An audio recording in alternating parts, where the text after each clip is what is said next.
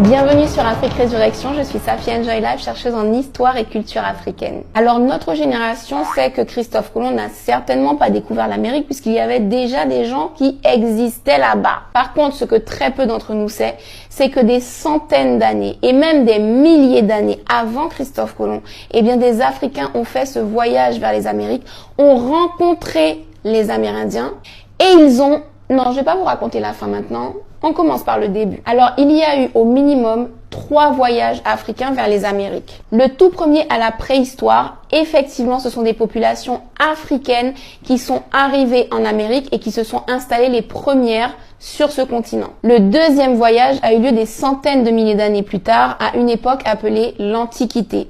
Ceux qui sont considérés comme les anciens Égyptiens ont réussi à développer une technologie maritime très avancée. Et on retrouve énormément de leurs traces en Amérique. Du côté des sciences, par exemple, il y a l'arrivée de certaines unités de mesure, de certains types de calculs qui étaient très complexes et qui n'existaient pas juste la minute avant en Amérique. Du côté de l'architecture, on retrouve des pyramides avec exactement les mêmes proportions, la même disposition, la même méthodologie de construction. Du côté des croyances, on retrouve la technique de momification des personnes importantes. Même du côté culturel, la façon d'écrire en utilisant des hiéroglyphes. Certains jeux de société ont les mêmes règles, la même façon de jouer, le même nombre de joueurs. Pareil pour certains sports. Bref, tout ça est sans transition. On retrouve énormément d'influence de la culture du royaume de Kémet, appelé l'ancienne Égypte, vers certaines populations méso-américaines, sud-américaines. Évidemment que dans une chronique aussi courte, je ne peux pas vous sortir tous les détails et toutes les preuves, donc j'en ai sélectionné une qui est absolument indiscutable. Ce sont les fameuses têtes Olmec. Alors ce sont des sculptures gigantesques taillées dans la pierre et les faciès sont clairement africains. Mais au-delà de cette apparence du visage, il y a un détail qui ne trompe pas, ce sont les casques portés par ces têtes colossales. Ce sont des casques typiques non seulement de la période du royaume de Kémet, mais du royaume de Kémet. Ça s'appelle une signature. Je n'ai malheureusement pas le temps d'approfondir, donc je vous recommande la lecture de Ivan van Sertima pour commencer, parce qu'il y a bien d'autres scientifiques qui se sont penchés sur la question et qui ont trouvé une multitude de preuves. Bon, ok, une dernière preuve pour la route, mais vraiment la dernière. On a retrouvé dans l'organisme d'une momie égyptienne une plante qui existe uniquement en Amérique du Sud.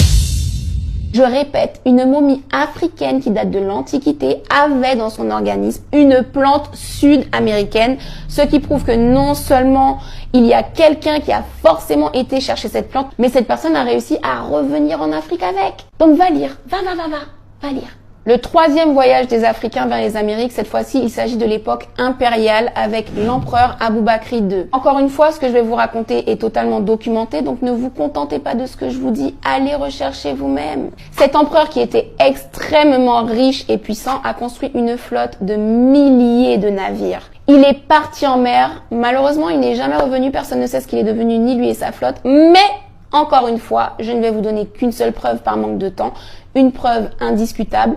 On a retrouvé dans certaines îles de la Caraïbe des lances de guerre qui sont typiques de l'Empire du Mali et de la période de l'empereur Aboubakry II. C'est-à-dire que la pointe de ces lances est la signature de l'Empire du Mali, que ce soit concernant la forme de ces pointes ou l'alliage de métaux utilisés qui était absolument unique et pour l'époque et pour la région. Ça signifie que même si les milliers de bateaux de l'empereur Aboubakry ne sont pas arrivés à bon port, il y en a au moins un qui a accosté puisqu'on a retrouvé ces fameuses lances maliennes enfouies dans des îles de la Caraïbe. Donc la légende de Cricri qui aurait découvert quelque chose et qui serait le plus grand explorateur, bullshit. Non seulement il n'a rien découvert, mais c'était le plus grand des abrutis, incapable de lire une carte qui se perd.